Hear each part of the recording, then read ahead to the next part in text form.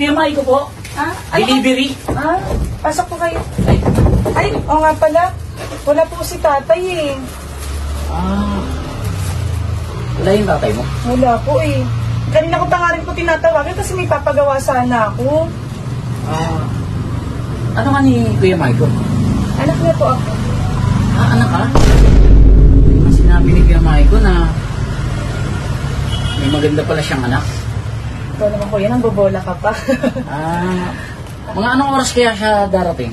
Tinatawagan ko nga po kanina pa yung kaso wala siya.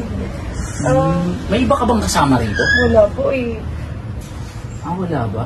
By the way kuya, may pwede magtanong? Kasi nandito ka na rin naman. Marunong ka ba gumawa ng electric fans?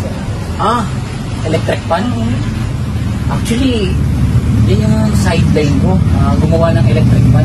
Kanina pa ako naiinitan, kaya kanina ko pa tinatawagan si tatay. Pwede sana ako makasulo kung lang. Sige. Halika. Saan ba? Siyempre sa kwarto. Sa kwarto? Halika Sige. sa mangkin. Tara. Yung kwarto, ito yung sirang anak ko. Ito ba? Oo, Hindi kasi siya umiikot eh. Actually, madali lang naman tong gawin. Medyo mainit nga, no? Pwede ba akong magubad? Mas maganda. Sige. Para magawa ko na. Sige, antayin kita dito, pulang ka.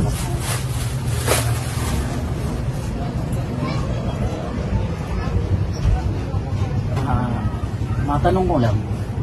May boyfriend ka na ba? Wala. Wala?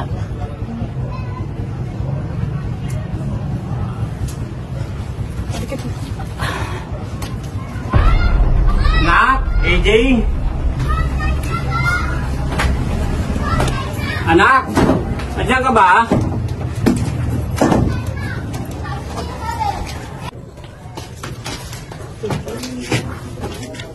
Okay lang ba?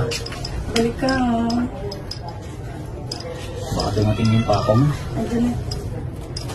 Ayun. AJ, anak. Ay! Robert, dito ko na pala. Diniliver ko na po yung order niyo. Andito na. Ito na pala tayo. Ito. Nakisuyo na rin ako tayo ng electric fan. Ang tagal mo tayo. Nasira kasi. Ayun, tikman Nais ko natin. lang. Okay na po. Ikaw na nagayos. Oo, ako na. Marunong naman siya. Magaling siya pa mo ka. Paano po? Dito na po ako. Dito na po ako. Sige po. Ay, sige. AJ. Sige po. Salamat.